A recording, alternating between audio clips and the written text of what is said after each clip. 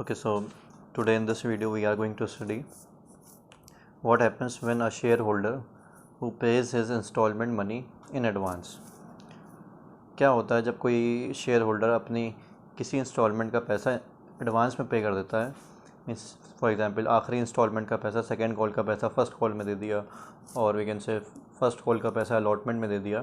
तो what happens in this case? Firstly, this case is known as what? Call in advance. This case is known as call in advance. So we will just directly solve a question and then you will get to know what happens in this case. So there's a question: XYZ Limited issued 10,000 equity shares of rupees 10 each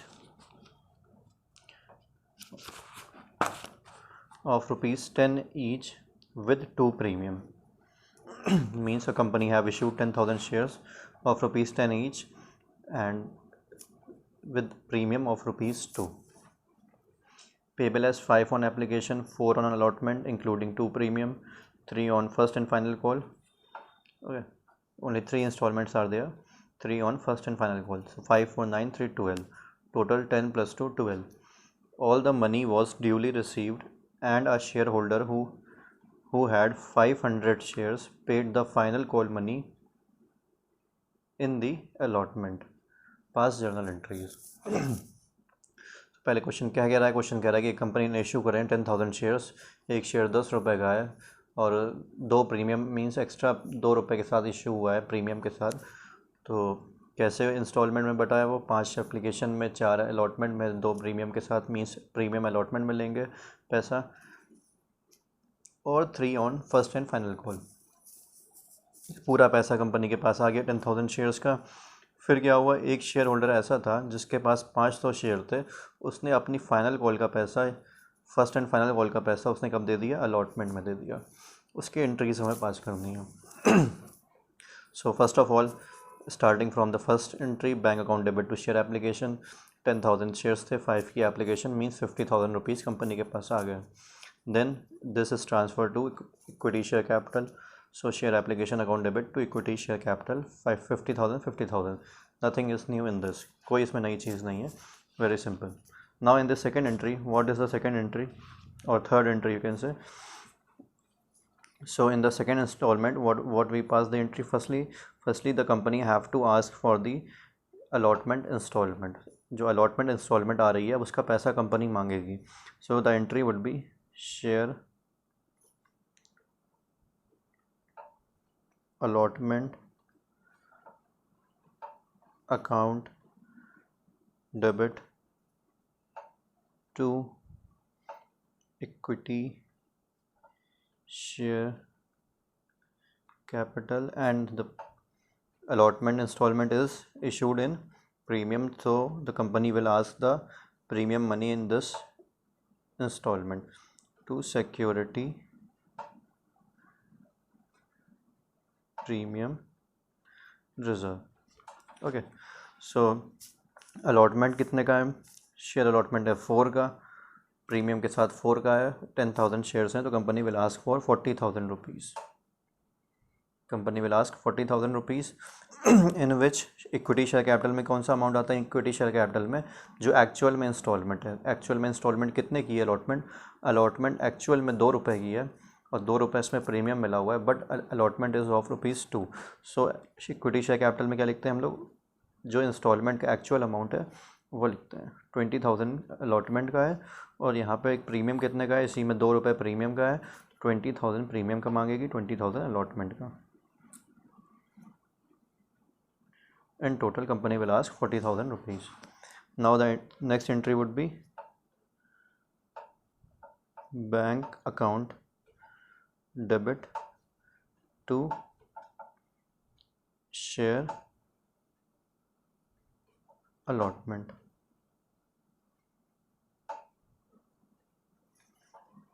Now the company will receive, इसका narration क्या लिखेंगे? Being allotment money called up. Allotment का पैसा company ने मांगा है और being allotment money due, या अलॉटमेंट मनी का पैसा ड्यू है, अभी मांगना है, कंपनी ने मांगा है।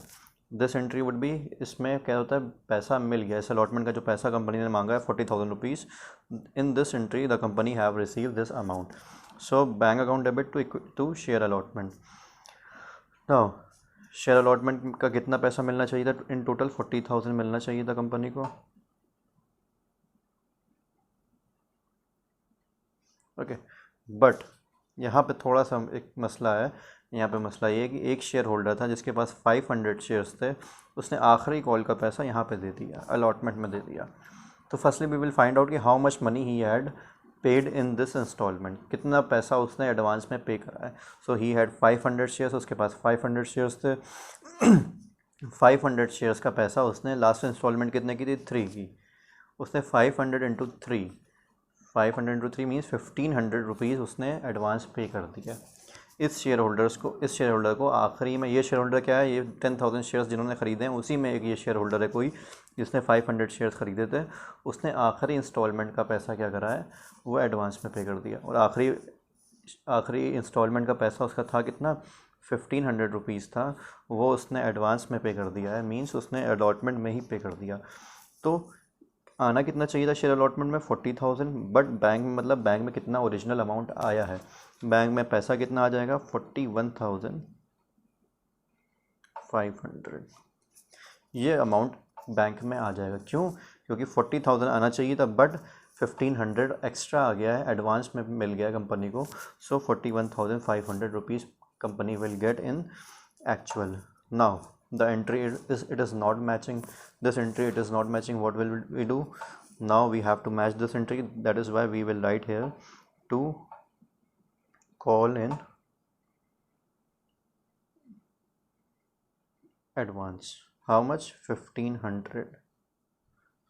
41,500 here, 41,500 here. So entry gets matched. Entry हमारी match हो गई.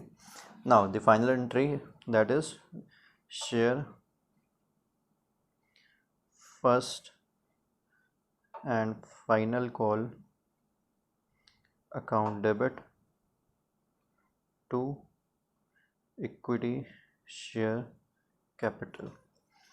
How much money company will ask here? Company will ask 10,000 into 3, 30,000 rupee company will ask here.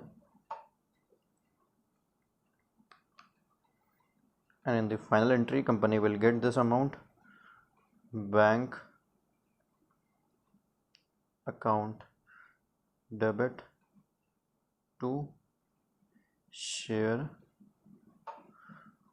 first and final call. Company will ask rupees 30,000 in final call, but in the bank what amount we fill the actual amount here. Company 30,000 rupees मांगेगी, but company को मिलेगा कितना? इसमें company को 30,000 मिलना चाहिए था, but company को अब इसमें इस इंस्टॉलमेंट में पैसा कम मिलेगा। कितना कम मिलेगा?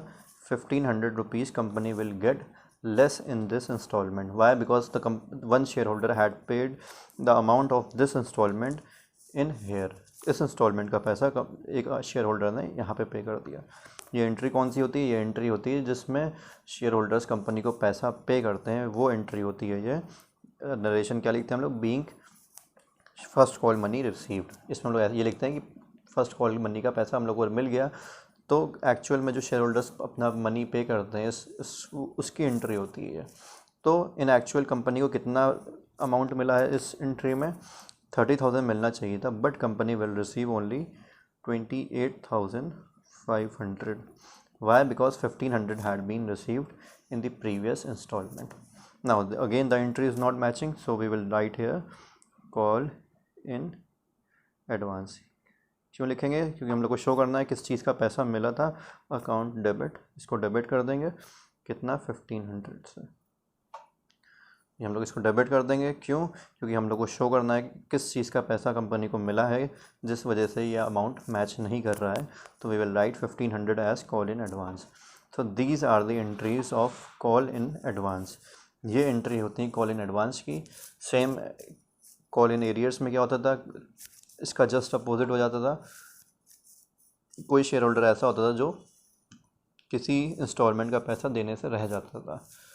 तो अगर वो आगे वाली इंस्टॉलमेंट में उस इंस्टॉलमेंट का पैसा पे कर रहा है, फॉर एग्जांपल अगर वो अलॉटमेंट में पैसा नहीं दे पाया और वो उस अलॉटमेंट का पैसा उसने फ़र्स्ट कॉल में दिया, तो क्या होगा? फ़र्स्ट कॉल में पैसा ज़्यादा आ जाएगा. ओके, और यहाँ पे पैसा कम आएगा तो यहाँ पे हम लोग को कॉल इन एरियर्स दिखाना पड़ेगा डेबिट करके, तो यहाँ पे कॉल इन एरियर्स को क्रेडिट करना पड़ेगा कि यहाँ पे पैसा मिल गया कॉल इन एरियर्स का। तो this is just very simple thing, ये बहुत ही आसान चीज़ें हैं, सिर्फ थोड़ा सा दिमाग लगाना है इनमें और ऑटोमेटिकली आप लोग समझ जाएंगे कि ये क्या होता है। Okay, so these are very important cases, these two cases are very important cases because इन्हीं केस से क्या होता है, आगे क्वेश्चन बढ़ता है शेयर्स का। So when you get to know this topic, you can solve the questions which will come ahead. Okay, so thank you.